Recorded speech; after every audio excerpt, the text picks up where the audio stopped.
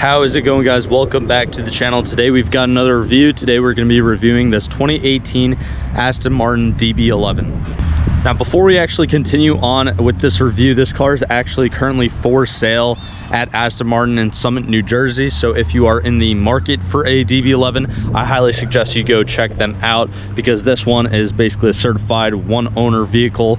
It has pretty low mileage, and for the most part, I'm going to be telling you, well, throughout this video, I'm going to be telling you how I absolutely love this car. So probably the first thing one would notice about this 2018 DB11 is the factory kind of metallic silver paint color that's on the exterior, and this is actually surprisingly one of 36 exterior paint colors.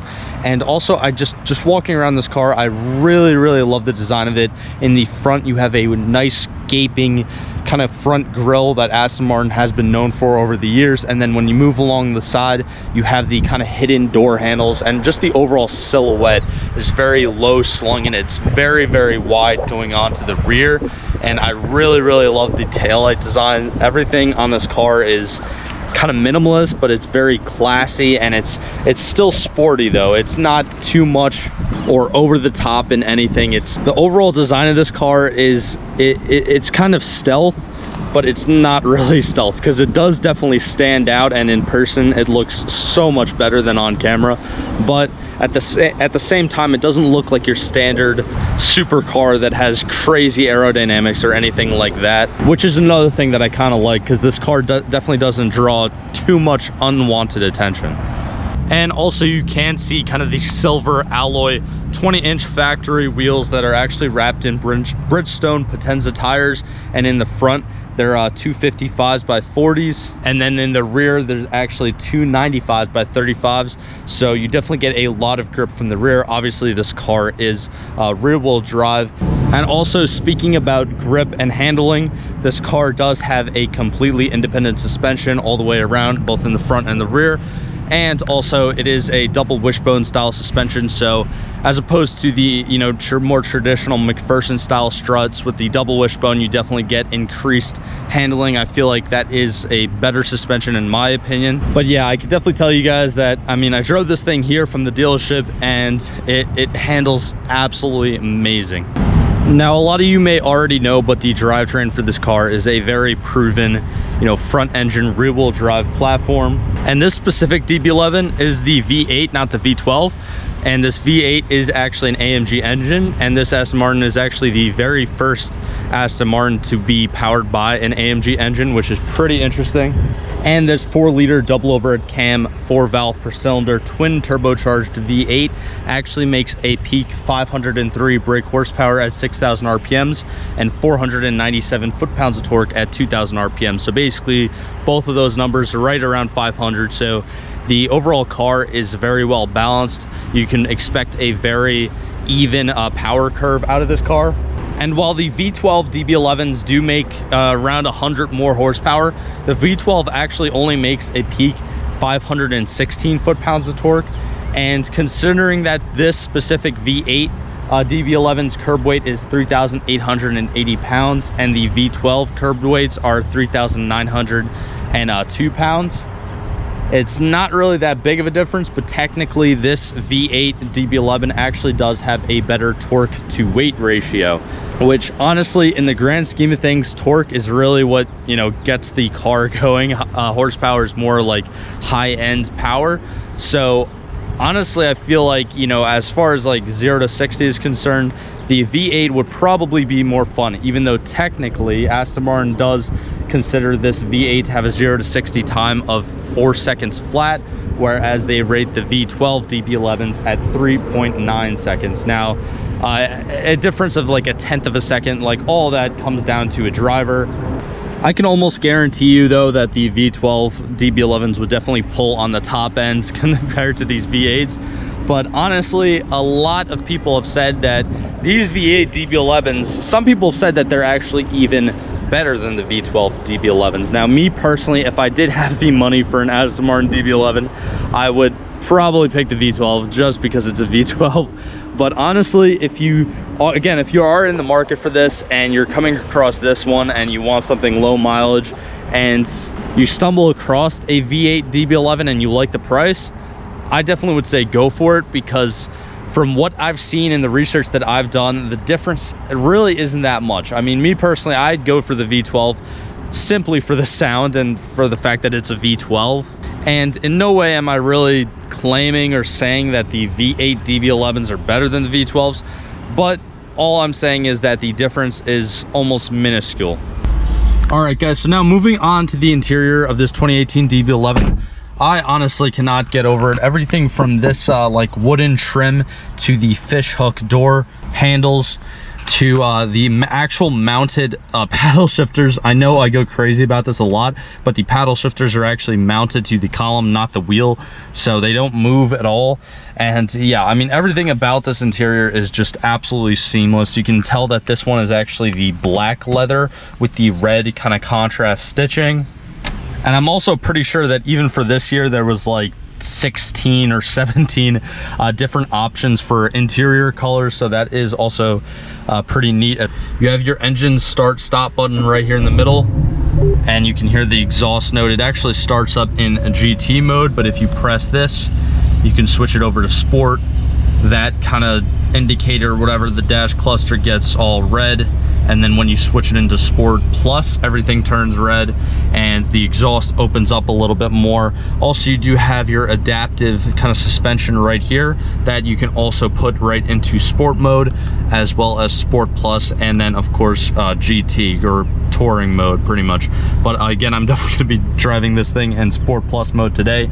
You also do have park, reverse, neutral, and drive all right here. And something that is honestly not insanely useful, but I found kind of funny, it actually has an automatic armrest. So it kind of has automatic little hidden cup holders in there in case you know, you're taking your DB11 to McDonald's one day or something. But yeah, I mean, even the like armrest is very, very comfortable. This is comfortable right here. This is actually the turn dial for the radio, but everything in this car is extremely comfortable. So without further ado, guys, I'm actually going to take this thing out for a drive and show you guys my initial reactions.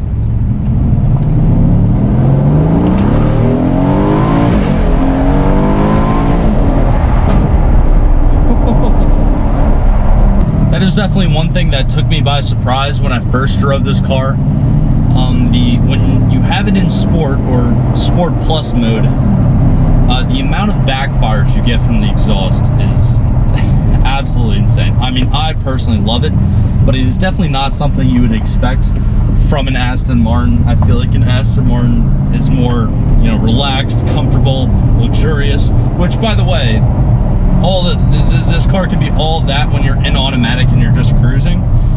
But again, when you have it in Sport Plus mode, you're using the paddle shifters and you're downshifting.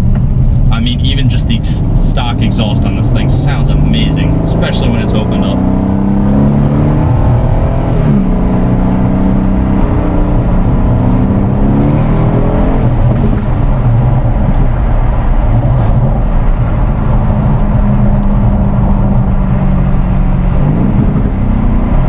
Also, while we're on the topic of being a luxurious and comfortable car, when you basically press drive again after you've been using the paddle shifters, it automatically switches it back to just automatic or drive mode, and it's very, very comfortable. This is definitely one of those cars that you go faster than you think you're going. It doesn't really feel incredibly fast, but it definitely is. And the engine that powers this, the 4-liter twin-turbocharged V8, that's an AMG engine, is also, you can find, I believe, in the C63 AMGs, and it's just a very, very proven engine. And again, probably the absolute best thing about it is the instant torque. It does have the 2 little turbos, but I mean, most of the time when you are dealing with, you know, forced induction, you deal with some sort of lag, but they're twin turbos, they're not a single turbo, so there's really no lag to this car whatsoever. As soon as you hit it, all the power is right there, and I absolutely love that.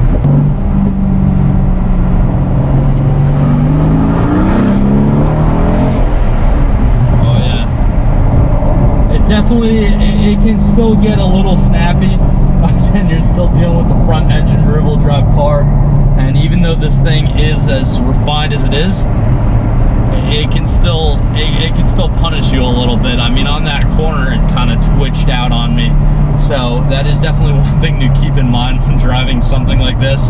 But the suspension honestly really isn't incredibly tight. It does have the adaptive suspension, but even in Sport Plus mode, it's not like I'm feeling every little thing in the road, which honestly, in something that is a toy but you can still daily drive like this, it's something that you'd want, especially when you're paying the amount of money that this car costs.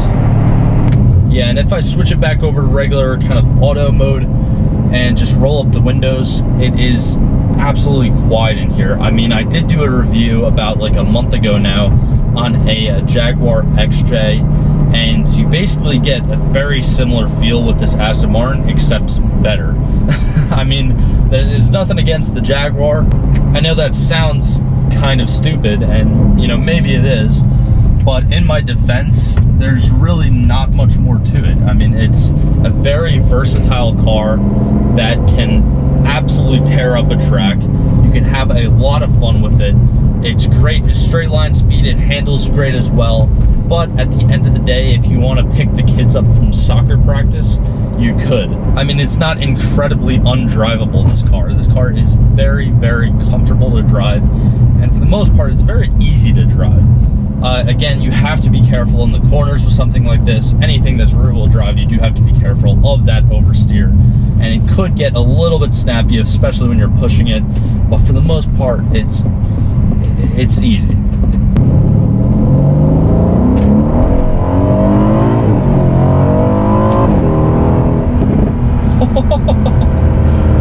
Oh man, and just when I say that this thing is, you know, subtle and easy to drive and everything, it literally makes me eat my own words, because as soon as you floor it, and again, when you're in Sport Plus mode, you get all the exhaust pops and backfires and everything. I mean, this thing is just amazing to drive. It is definitely one of those cars that, depending upon which mode you're in, it actually feels like two separate vehicles, which if you've been subscribed to my channel and you've seen me, you know, drive vehicles like this in the past, I absolutely love cars like this. And also, everything in this car is just quality. I mean, everything down from like the paddle shifters to this wooden trim to the stitching to the leather, everything in the interior is amazing, but also everything underneath the hood and, you know, the whole drivetrain, and mechanically this car is extremely sound as well. I mean, I feel like that's not how an Aston Martin should sound, but I still love it. It almost feels like something that's modified, like something that's been kind of screwed with. Well, it feels like a Mercedes, and that's because it is Mercedes engine pretty much. But I mean, it's definitely a winning combo for sure.